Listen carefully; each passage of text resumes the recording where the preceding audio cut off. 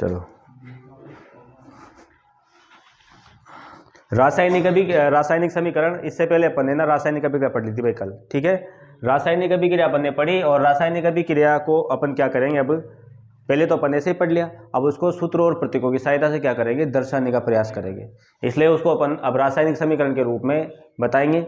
और किस तरह से करेंगे देखो, तो इसकी परिभाषा जान लो पहले कि रासायनिक समीकरण कहते हैं किससे, कि किसी रासायनिक अभिक्रिया में तत्वों यौगिकों को सूत्रों संकेतों में लिखने की प्रक्रिया रासायनिक समीकरण कहलाती है। मतलब आप समझे कि कोई भी रासायनिक अभिक्रिया ले लो, जैसे अपन ने कल अभिक्रिया करी थी कि मैग्नीशियम रिबिन होता है, उस मैग्नीशियम रिबन को अपन ने क्या किया था, जलाया था, ठीक है।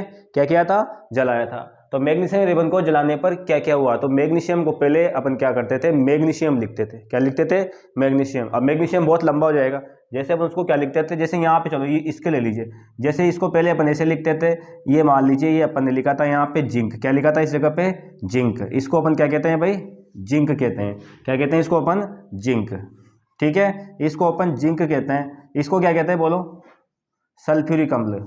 क्या कहते हैं, सल्फ्यूरिक अम्ल, ठीक है। ये सल्फ्यूरिक अम्ल है, ठीक है। और इसको अपन क्या कहते हैं भाई, इसको कहते हैं अपन यहाँ पर जिंक सल्फेट। क्या कहते हैं, जिंक सल्फेट। और इसको अपन कहते हैं यहाँ पर हाइड्रोजन, ठीक है। इसको अपन हाइड्रोजन कहते हैं, है ना। अभी आपको कुछ लिखना नहीं है ना। देखो जिंक की क्रिया अपन किससे करा रहे हैं, सल्फ्यूरिक अम्ल से करा रहे हैं, ठीक है। और जिंक सल्फेट बन रहा है और क्या बन रहा है यहाँ पर, हाइड्रोजन बन रहा है। अपन क्या समझेंगे यहाँ पर कि जो जिंक है और सल्फ्यूरिक अम्ल, इसके बारे में अपन को नहीं पता, ठीक है। इसमें किसकी कितनी मात्रा है, क्या नहीं है, उसके बारे में अपन जानते हैं। तो जिंक सल्फेट और हाइड्रोजन अपन पहले लिखते थे। वैसे यहाँ ऊपर लिखा है मैग्नीशियम, ये लिख रखा देखो, मैग्नीशियम और ऑक्सीजन क्रिया कर रहा है और मैग्नीशियम ऑक्साइड बना रहा है। इसको कौन सी समीकरण कहते हैं भाई, इसको कहते हैं अपन शब्द समीकरण। क्या कहते हैं इसको अपन, शब्द समीकरण। क्या कहेंगे इसको, शब्द समीकरण कहते हैं। जो अपन शब्दों में लिखते हैं उसको शब्द समीकरण। और जिसको अपन क्या करेंगे, सूत्रों के माध्यम से, देखो ये सूत्र है ना, प्रतीकों के माध्यम से, जैसे इसमें प्रतीक लिखा है mg, है ना, इसके माध्यम से अगर दर्शाते हैं तो उसको क्या कहते हैं अपन, उसको कहते हैं रासायनिक समीकरण। तो इसकी परिभाषा ये देखो, किसी रासायनिक अभिक्रिया में तत्वों, देखो ये तत्व है, मैग्नीशियम भी तत्व है, ऑक्सीजन भी तत्व है, और यहाँ पर इस तरह से ये तत्व है। तो इन तत्वों को अपन क्या करते हैं, किसके माध्यम से दर्शाते हैं भाई, सूत्रों के माध्यम से और प्रतीकों के माध्यम से। देखो ये प्रतीक है, ये भी ऑक्सीजन का क्या है, प्रतीक है, सूत्र, ये सूत्र है, ये भी क्या है यहाँ पर, ये यौगिक है। देखो लिख रखा है अभिक्रिया में तत्वों यौगिकों को, किसको, तत्वों यौगिकों को सूत्रों व संकेतों में लिखने की प्रक्रिया रासायनिक समीकरण कहलाती है। जैसे हमने मैग्नीशियम और ऑक्सीजन की क्रिया करवाई और उससे मैग्नीशियम ऑक्साइड बना, उसको इस प्रकार से लिखा कि 2Mg + O2 और MgO, इस तरह से अपन ने लिखा। तो ये सूत्र हो गए, प्रतीक हो गए, उसके माध्यम से अपन ने लिख लिया। अब अपन एक और चीज जानते हैं कि रासायनिक समीकरण जो होती है उसको लिखते कैसे हैं, है ना। रासायनिक समीकरण को लिखते कैसे हैं, तो देखो लिखने का तरीका नंबर 1 है कि अभिकारकों को सूत्रों व संकेतों को, अभिकारकों के सूत्रों व संकेतों को बाईं ओर लिखना चाहिए। बाईं ओर मतलब लेफ्ट साइड में, बोर्ड में हमेशा ये लेफ्ट साइड होती है रखना, और ये वाली कौन साइड होती है, राइट साइड होती है, क्योंकि हम लिखते किधर से हैं, हम बाएं से दाएं लिखते हैं, है ना। तो देखो अभिकारकों के सूत्रों व संकेतों को बाएं ओर लिखना चाहिए तथा एक से अधिक होने पर अभिकारकों के बीच प्लस का चिन्ह लगा देना चाहिए। देखो हमने यहाँ भी लगा रखा है कि ये 2 मैग्नीशियम की क्रिया ऑक्सीजन से करा रहे हैं, तो बीच में 2 है ना ये, तो बीच में किसका चिन्ह लगा दिया, प्लस का। वैसे यहाँ उत्पादों में भी हम करते हैं, यहाँ पर इस वाले भी क्रिया को देखो, जिंक की क्रिया हम सल्फ्यूरिक एसिड से करा रहे हैं और जिंक सल्फेट बन रहा है और हाइड्रोजन बन रही है, तो इसके लिए अपन इसको यहाँ पर बीच में प्लस का चिन्ह लगा देते हैं। तो अपन ने क्या लिखा कि अभिकारक को, ये अभिकारक, एक और चीज याद रखना, अभी अभिकारक किसे कहते हैं वो भी करेंगे अपन। अभिकारक क्या होते हैं, जो अभिक्रिया करते हैं, जिनको हमेशा किस ओर लिखा जाता है, जिनको हमेशा बाएं ओर लिखा जाता है, वो अभिकारक होते हैं। और जो उधर लिखे जाते हैं दाएं साइड पे, राइट साइड पे, वो क्या होते हैं, उत्पाद होते हैं। तो हमने देखा कि उत्पादों के संकेतों सूत्रों को दाएं ओर लिख, उनके बीच में प्लस का चिन्ह लगा दो। पहली बात तो याद रखना कि अभिकारक किधर लिखते हैं, अभिकारक इस साइड पे लिखते हैं, जिधर से हम लिखना स्टार्ट करते हैं उधर क्या होते हैं, अभिकारक, अ से, ठीक है ना। और जिधर बनते हैं उ बाद में आता है ना, तो ऐसे याद रखना, अ से अभिकारक, अ यानी पहले, और उसे उत्पाद यानी बाद में, हो जाएगा याद ऐसे। तो ये ऐसे भी आपसे पूछ सकता है कि रासायनिक समीकरण को कैसे लिखते हैं, है ना। तो देखो आप उत्पादों व संकेतों सूत्रों को दाएं ओर लिखकर उनके बीच में प्लस का चिन्ह लगा देना चाहिए। तीसरी चीज है कि अभिकारक और उत्पादों के बीच तीर का निशान लगा देना चाहिए। तीर का निशान लगा रखा है, देखो यहाँ पर ये इस तरह से जब किसी भी रासायनिक समीकरण को अपन लिखते हैं तो उसको तीर के निशान से दर्शाते हैं। तीर का निशान क्या बताता है? तीर का निशान हमें ये बताता है कि अभिक्रिया किस दिशा में हो रही है, यानी ये अभिक्रिया इस दिशा में हो रही है, ठीक है, तो ये तीर का निशान ये बताता है। इसके अलावा हमने एक और चीज देखी यहाँ पर कि अभिकारकों उत्पादों के बीच तीर का निशान लगा देना चाहिए। यदि अभिक्रिया दोनों दिशाओं में हो तो इस प्रकार के तीर का निशान लगाओ। इसको बोलते हैं उत्क्रमणीय चिन्ह। कौन सा चिन्ह बोलते हैं? उत्क्रमणीय चिन्ह। ये चिन्ह लगा दो, यानी ये देखो ये भी क्रिया हो रही है यहाँ पर, इधर देखो ये भी उत्क्रमणीय भी क्रिया है। यहाँ पर मैग्नीशियम की क्रिया किससे हो रही है? ऑक्सीजन से। अगर यहाँ से MgO से वापस ये क्रिया हो जाए, है ना, वापस MgO से मैग्नीशियम ऑक्साइड से वापस मैग्नीशियम और ऑक्सीजन प्राप्त हो जाए, तो वो कौन से विक्रिया हो जाएगी? वो कौन सी विक्रिया होगी? उत्क्रमणीय विक्रिया। अभी अपन डिटेल सभी विक्रियाओं के बारे में पढ़ेंगे कि यदि विक्रिया दोनों दिशाओं में हो तो तीर का चिन्ह इस तरह का भी लगा देना चाहिए। उसके बाद गैसीय अवस्था में चिन्ह ऊपर की तरफ, गैसीय अवस्था में चिन्ह लगाते हैं अपन। कौन से चिन्ह लगाते हैं? अगर गैस निकल रही है किसी भी क्रिया में तो इस प्रकार की तीर का चिन्ह लगाते हैं। जैसे इस अभिक्रिया में यहाँ पर हाइड्रोजन गैस निकल रही है तो मैं यहाँ पर क्या करूंगा? मैं यहाँ पर इस तरीके का क्या करूंगा? तीर का चिन्ह लगा दूंगा इसके ऊपर की तरफ, ठीक है, कि हाइड्रोजन गैस कहाँ निकल गई? निकल के ऊपर उड़ गई। आई बात समझ में? ये गैस थी, ये गैस निकलकर ऊपर उड़ जाती है इस तरह से। अब अपन बात करते हैं आगे कि अभिक्रिया गैसीय अवस्था में हो तो तीर का चिन्ह लगाओ और अवक्षेप बन जाए। क्या बन जाए? अवक्षेप। जैसे अभिक्रिया में ये अवक्षेप बन रहा है जिंक सल्फेट का, मैंने यहाँ बनाया नहीं, अब बनाता हूँ कि इस अभिक्रिया में ये क्या बन रहा है? अवक्षेप बन रहा है जिंक सल्फेट का। तो मैं यहाँ पे कैसा चिन्ह लगा दूंगा? बोलो, इस तरह की तीर का चिन्ह लगा दूंगा। अभी अपन डिटेल से पढ़ेंगे सारी अभिक्रियाओं को कैसे करते हैं। अभी तो केवल आपको ये एक प्रश्न का उत्तर देना है कि रासायनिक समीकरण किसे कहते हैं, इसे किस प्रकार से लिखते हैं। अभी इसको संतुलित करना सीखेंगे कि संतुलित कैसे करते हैं। पेपर में वही प्रश्न आएगा भाई, संतुलित करना, कि गैसीय अवस्था में चिन्ह अपन लगाते हैं किसका? एरो का, ऊपर वाली एरो का, और अवक्षेप बनता है यानी कुछ जम जाता है। याद रखना कि जैसे अपन दूध को गर्म करते हैं, दूध को गर्म करते ऊपर भाप उड़ती है ना भाई, तो वो गैस है। कौन सी गैस है? जल वाष्प है। वो ऊपर उड़ जाती है तो चिन्ह कहाँ लगेगा? ऊपर की तरफ। और दूध फट जाता है तो दूध कहाँ जम जाता है? नीचे भगोनी में। तो उसका मतलब क्या हुआ कि वहां पर अवक्षेप बन गया है, जो दूध की प्रोटीन थी वो नीचे जम चुका है। जैसे मान लीजिए, ऐसे समझ लीजिए कि जब अपन किसी चीज को, कपूर को गर्म करते हैं, कपूर में से कपूर बचती नहीं, वहां पर सीधा ऊपर उड़ जाती है, तो वहां पर गैस बनी है, कोई ना कोई सी क्या बनी है? गैस। नाइन में पढ़ा होगा, ये भी क्रिया उर्दू पातन है ना। तो अभिक्रिया में पदार्थों की भौतिक अवस्था भी लिखते हैं। क्या लिखते हैं? भौतिक अवस्था। कौन कौन सी अवस्था? जैसे ठोस हो तो क्या लिख देते हैं? एस लिख देते हैं। मैं यहाँ लिख देता हूँ, इस अभिक्रिया में ये ठोस है, इस वाले में जिंक क्या है? ठोस है। अपन यही पढ़ा, ये कर चुके हैं अपन, कि अपन क्या करते हैं, एक फ्लास्क में जिंक के टुकड़े, सल्फ्यूरिक एसिड लेते हैं और उसमें जिंक के टुकड़े डाल देते हैं। इसके बाद यहाँ पर जो H2SO4, ये कौन सी अवस्था है? ये द्रव है, तो इसके लिए क्या लिख देंगे भाई? लिक्विड लिख देंगे। क्या लिख देंगे? लिक्विड। और ये हाइड्रोजन गैस है तो इसके नीचे क्या लिख देंगे भाई? अपन G लिख देंगे। क्या लिख देंगे? G। इस तरह से लिखते हैं अभिक्रिया में, ठीक है। दोबारा से समझो कि अभिक्रिया में पदार्थों की भौतिक अवस्था जैसे ठोस, द्रव, गैस आदि के को भी लिखना चाहिए। और भी बहुत सारी क्रियाएं हैं कि अभिक्रिया में ऊष्मा मुक्त हो। एक और याद रखना, इसमें एक और मैं लिख देता हूँ यहाँ पे, छठा पॉइंट, कि यदि किसी अभिक्रिया में, ध्यान देना, यदि किसी अभिक्रिया में ऐसे लिखते हैं अपन, उत्प्रेरक लिखते हैं पहले। यदि किसी अभिक्रिया में उत्प्रेरक का उपयोग हो, किसका उपयोग हो?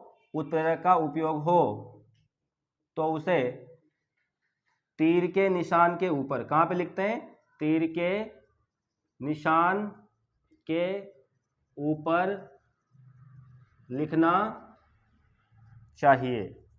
तीर के निशान के ऊपर लिखना चाहिए। भाई उत्प्रेरक का प्रयोग हो रहा है तो उसको कहाँ लिखेंगे? तीर के निशान के ऊपर लिख देंगे। जैसे यहाँ पे किसी उत्प्रेरक का प्रयोग होता है ना, उसको अपन वहां पर ऊपर इस तीर के निशान के ऊपर लिख देंगे। अब मान लीजिए अभिक्रिया में जिसकी उपस्थिति में हो तो उसको भी यहाँ लिख देते हैं ऊपर। जैसे यहाँ मान लीजिए अभिक्रिया ताप की उपस्थिति में हो रही है, किसकी उपस्थिति में हो रही है। एक और चीज अपन अभिक्रिया में लिख देते हैं, अभिक्रिया में ऊष्मा निकलती है ना, ऊष्मा निकलती है और ऊष्मा ग्रहण की जाती है। ऊष्मा ग्रहण की जाती है को तो प्लस में लिख देते हैं, क्योंकि अभिक्रिया में क्या हुई है? प्लस, ठीक है ना। याद रखना, अगर कोई फ्लास्क गर्म हो जाता है, गर्म होने का मतलब है कि कोई ऊष्मा में प्राप्त हो रही है, तापमान बढ़ रहा है। क्या बढ़ रहा है? तापमान। इसके बारे में भी अपन बाद में पढ़ेंगे। तो ये है आपके किसी भी रासायनिक अभिक्रिया को लिखने के, अगर पेपर में पूछा जाए तो आप इस तरीके से उसको लिख सकते हो। अब ये वाला पूरा उतार लो आप ऐसा कैसे,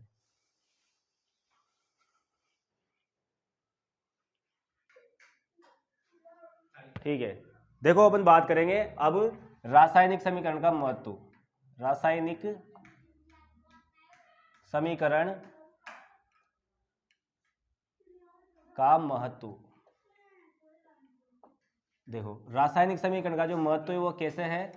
देखो अपन ने जो अभी रासायनिक समीकरण लिखी थी ना, तो रासायनिक समीकरण में अपन ने क्या लिखा था कि कोई भी रासायनिक समीकरण क्या है जिसे हम क्या कर सकते हैं, तत्वों के माध्यम से, सूत्रों के माध्यम से, प्रतीकों के माध्यम से, जो भी तत्व उसमें लिखे उनको सूत्रों और प्रतीकों के माध्यम से दर्शा दे, तो उसको अपन क्या कहते हैं, रासायनिक समीकरण कहते हैं। लेकिन रासायनिक समीकरण जो होती है, ठीक है, उसे हमको क्या करना पड़ता है, संतुलित करना पड़ता है। क्या करना पड़ता है, संतुलित करना पड़ता है। तो रासायनिक समीकरण का महत्व यानी ऐसे भी लिख सकते हैं अपन इसको ऐसे कर सकते हैं, संतुलित। कौन सी समीकरण, संतुलित रासायनिक। अब ये ढिंग डालना आप लोगों ने, संतुलित रासायनिक समीकरण का महत्व। तो संतुलित रासायनिक समीकरण का महत्व पढ़ने से पहले अपन को एक चीज जाननी पड़ेगी, एक नियम जो पढ़ा था कक्षा 9 में। उस नियम को कौन सा नियम कहते हैं भाई, अपन द्रव्यमान संरक्षण का नियम, ठीक है ना। कौन सा नियम कहते हैं, द्रव्यमान संरक्षण का नियम। यानी आपने कक्षा 9 में पढ़ा था, कौन सी कक्षा में पढ़ा था, कक्षा 9 में एक नियम पढ़ा था भाई। उस नियम का नाम क्या है भाई, द्रव्यमान संरक्षण का नियम, द्रव्यमान संरक्षण का नियम। अब ये द्रव्यमान संरक्षण का नियम क्या कहता है, इस पे बात करते हैं, है ना। तो द्रव्यमान संरक्षण का नियम कहता है कि किसी भी रासायनिक अभिक्रिया में, किसी भी रासायनिक अभिक्रिया में, ध्यान देना, किसी भी रासायनिक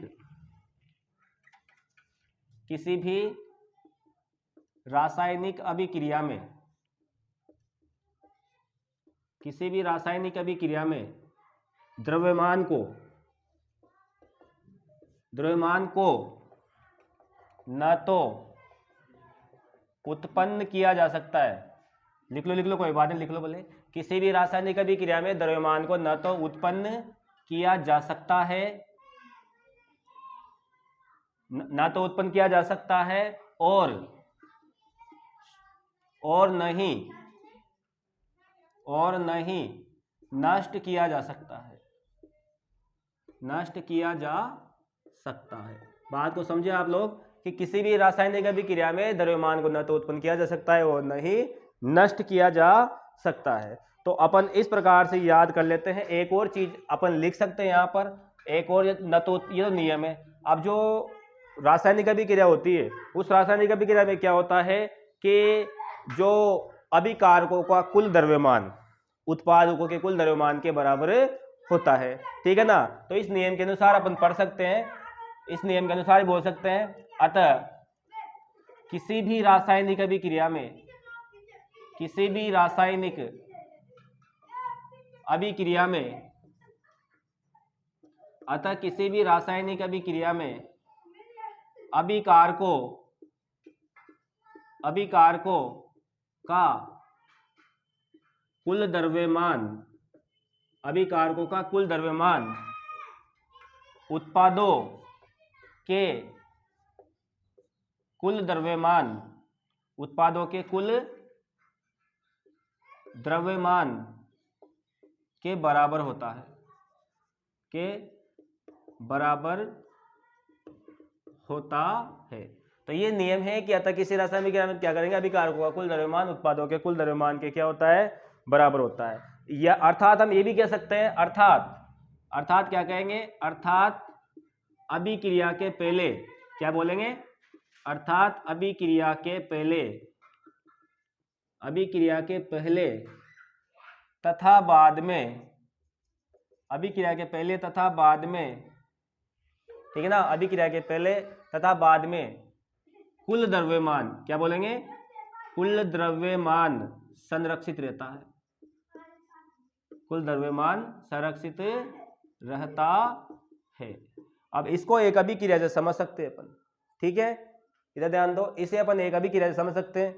रुक जाओ अभी देखो, इसे एक अभिक्रिया से समझ सकते हैं कि एक अभिक्रिया लिखते हैं अपन। देखो अभी थोड़ी देर पहले अभिक्रिया अपन ने लिखी थी, हमारी अभिक्रिया है जिंक की क्रिया करा रहे हैं, किससे बोलो, सल्फ्यूरिक अम्ल से। किससे करा रहे हैं, सल्फ्यूरिक अम्ल से हम इसकी क्रिया करा रहे हैं। तो हमारे पास क्या बन रहा है भाई, तो हमारे पास बन रहा है यहाँ पर जिंक सल्फेट। क्या बन रहा है भाई, जिंक सल्फेट, है ना। अभी अभिक्रिया को समझना आप लोग, फिर लिखना, जिंक सल्फेट प्लस क्या बन रहा है यहाँ पर बोलो, हाइड्रोजन। क्या बन रहा है, हाइड्रोजन। बात समझ में एक नहीं आपके, बोलो क्लियर है कि सबसे पहले जिंक और सल्फ्यूरिक अम्ल की क्रिया करा रहे हैं, जिंक सल्फेट और हाइड्रोजन बन रहा है। इसको प्रतीकों से भी लिख दो आप लोग, प्रतीक हो गया यहाँ पर इसका जिंक, क्या हो गया, जिंक, प्लस यहाँ पर H2SO4, सल्फ्यूरिक अम्ल को क्या बोलते हो, H2SO4, इधर क्या बनेगा बोलो, ZnSO4, जिंक सल्फेट, और प्लस यहाँ पर बन गया हाइड्रोजन। अब अपन क्या करेंगे कि इनकी परमाणु की संख्या की तुलना करते हैं, है ना। अब अपन क्या करते हैं, तुलना करते हैं कि आओ अपन क्या करते हैं, आओ इनकी तुलना करें। आओ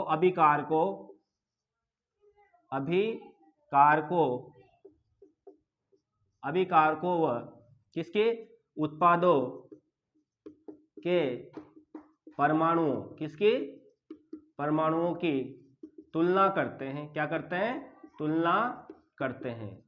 समझना मेरी बात को, अभिकारकों और उत्पादों के परमाणुओं की अपन क्या करते हैं, तुलना करते हैं। तो यहां पर अपन लिख देते हैं तत्व, क्या लिख देते हैं, तत्व, एक तरफ तो लिख देंगे तत्व, ठीक है, और एक तरफ अपन लिख देंगे यहां पर अभिकारक, ठीक है, क्या लिख देंगे, अभिकारक, है ना, या अभिकारक जो होते हैं, अभिकारकों में परमाणुओं की संख्या, अभिकारकों में परमाणुओं की संख्या, ऐसे लिख देंगे।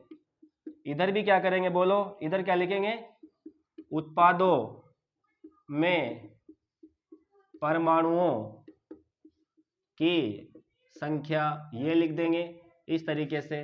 तो आप देखना कि सबसे पहले, अब रुक जाओ थोड़ी देर, सबसे पहले आप देखो क्या करेंगे, अपन गिनेंगे, देखो सबसे पहले कौन कौन से अभिकारक है, देखो चलो बताइए, इधर क्या है, सबसे पहले जिंक है कि नहीं है, जिंक है, उसके बाद क्या है बोलो, हाइड्रोजन है, हाइड्रोजन क्या है, हाइड्रोजन, फिर क्या है बोलो, सल्फर है, फिर क्या है यहाँ पर, ऑक्सीजन है। अब आप गिन के बता सकते हो आसानी से, आप आसानी से गिन के बता सकते हो द्रव्यमान संरक्षण के नियम का पालन हो रहा है या नहीं हो रहा। देखो तत्व जिंक, इधर जिंक कितना है बोलो, अरे जिंक कितना है बोलो, इस साइड में जिंक एक है ना, बोल दिया करो, मैं कहूँ जो कोई दिक्कत नहीं ना, यहाँ पे जिंक कितना है, एक है, ठीक है, इधर कितना जिंक है, इधर भी एक है, तो बोलो दोनों तरफ बराबर है।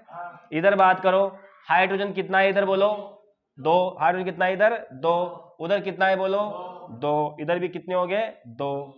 इधर अपन बात करते हैं, इस साइड में बात करते हैं, देखो एक और, तो ये हो गया दो और दो। इधर सल्फर कितना है बोलो, चार नहीं है, सल्फर एक ही है, सल्फर कितना है, एक, इधर भी सल्फर कितना है, एक।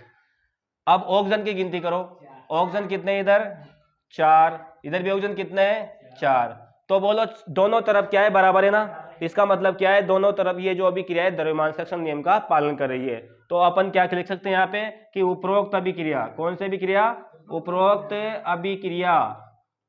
अभिक्रिया द्रव्यमान संरक्षण, उपरोक्त अभिक्रिया द्रव्यमान संरक्षण के नियम का पालन करती है या पालन कर रही है,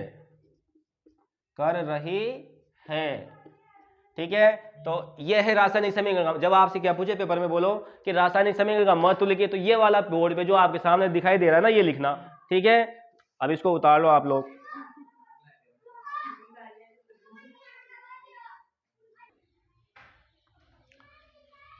ठीक है विद्यार्थियों, आपको अगर ये क्लास बहुत अच्छी लगती हो तो आप इसको क्या करें, लाइक करें, शेयर करें और अपने सभी कक्षा 10 के विद्यार्थियों तक पहुंचाएं।